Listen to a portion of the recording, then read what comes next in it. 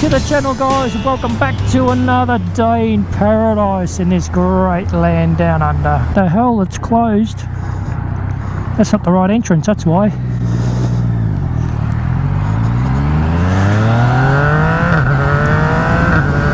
Well, I finally picked up my new beast, and as you can see, it's a 2018 MT-09 SP.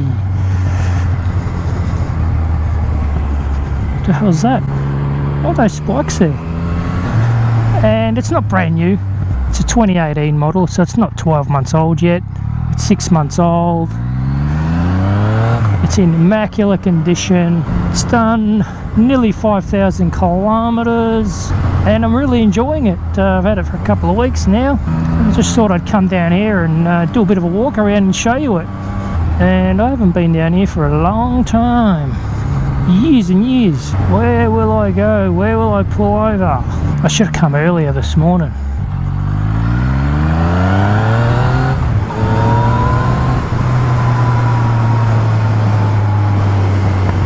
The reason I picked this bike is because I was sort of choosing between this and a Triumph Triple RS, and I just found this one a little bit more comfortable. And the reason I picked the SP is only because of the colouring. I know it's got Olin rear shocks, which the standard model doesn't have, and I think the front shocks might be a little bit different, but I'm going to be honest, and that is not why. I didn't choose this because of the suspension, and quite frankly, I've ridden the standard model, and honestly, I guess I'm not a good enough rider to be able to pick the difference. But, you know, I'm sure there would be some sort of difference, but I can't pick it. The standard one I rode and this one I rode, they feel like the same bike to me. The only difference is this one's a bit louder, because the other standard model I rode had the stock exhaust on it, whereas as you'll see, this does not have the stock exhaust. So getting back to what I originally said, the reason I chose this particular MT-09 was purely for the colour. Before I decided on an SP, I was looking for a blue MT-09. They come in this colour blue with the blue rims, and I happened to go into a dealership and I noticed an SP there. I thought, wow, I love the colour scheme on that. I love the black, the blue, the silver. They really go together well, and I love the blue rims. I really wanted blue rims.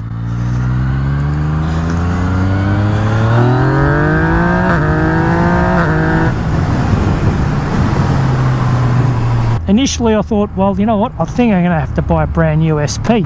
They might have been $1,000 dearer than the standard version. I thought I'm going to have to buy a new one, because I haven't seen any of these SPs for sale second hand, because when I was originally thinking of buying the standard version, it was going to be second hand. I wanted to buy something that was about 12 months old, or, you know, 6 months old, that someone had decided they didn't want anymore and had practically done not a lot to it, or not a lot of kilometers, and had looked after it in terms of condition. That's what I was looking for.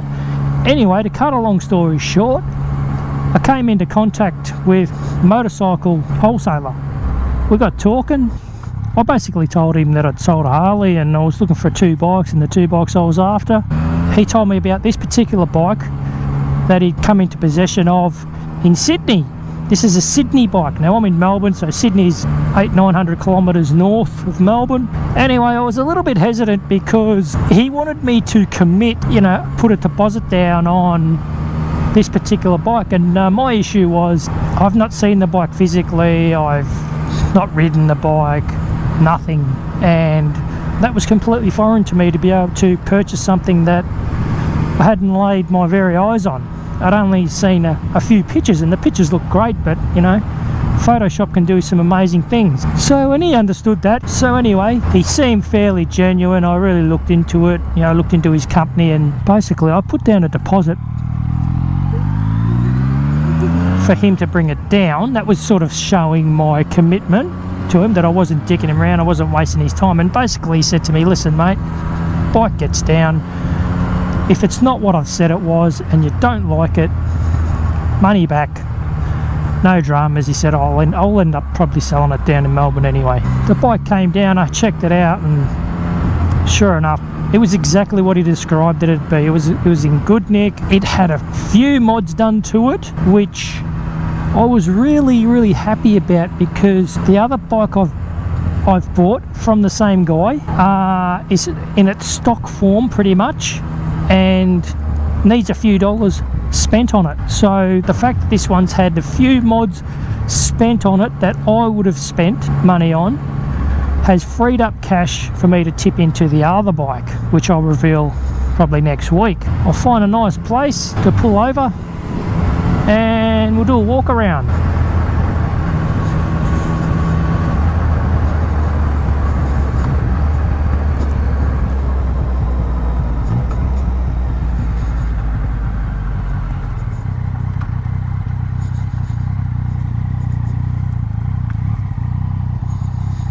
And so that's it, guys. MT-09 SP 2018, just under 5,000 kilometers on the clock. I just love the paint scheme, and even those gold highlights really complement the bike really well, I reckon. Let me show you what it came with that I don't have to spend money on. See if I can remember them all. R&G bar ends. I don't believe these levers are stock. Yeah, I don't believe that they're stock. Steering dampener. I don't know what it's there for, but was it really necessary? I'm not sure. That's not something I would have bought and put on. What else did it come with? Oh, obvious one. Fender eliminator, whatever you want to call it. Normally it's got the section that comes along here with the number plate sitting there. The main one, the expensive one. It's got the Aquapovic exhaust system, full exhaust system. Very nice. It's got a bit of... You can see that little bit of blemishing on the headers there. It's not something that bothers me immensely. I'll try and get rid of it, but if I can't, I'm not too fussed. Windshield. And that's about it. Pretty sure. Oh no, there's one more thing. The front guard. It's had this lower section put on it from R&G once again.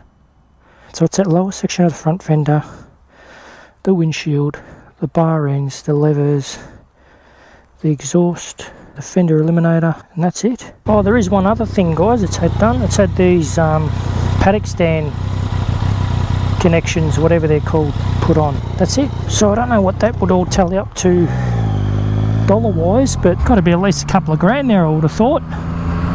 The bulk of it being the full exhaust system. I would have thought there'd be at least, the exhaust. What's the exhaust system worth? Probably, I'm talking Australian dollars here, 12 to 1500. I would have thought. What else? These levers, bar end, windshield. Saved a couple of $1,000 I don't have to spend, which I'll be able to tip into the other bike, because, the other bike will need that at least minimum put into it. So am I happy? Yes, you betcha.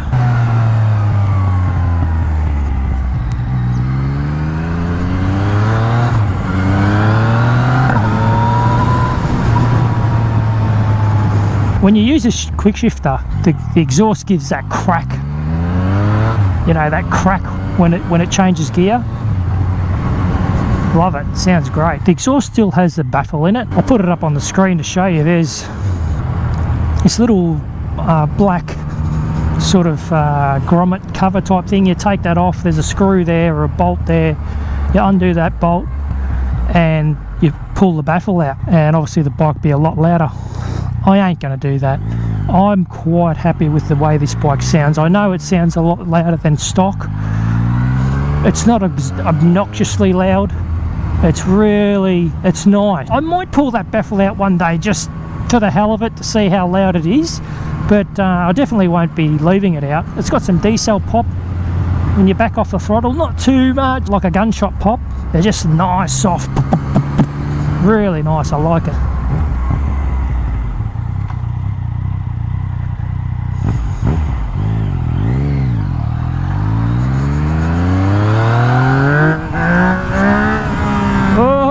Traction control. This bike's got 3 riding modes. Currently it's set on B. And I can change it to standard. Why was it on B? Standard, A, B. B's for like riding in the rain. I didn't even realise I had it on B. Maybe that's why the traction control was cutting in. Traction control is set at number 2. 2's probably the most invasive mode.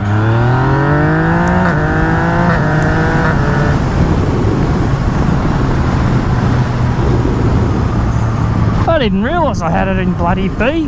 What an idiot.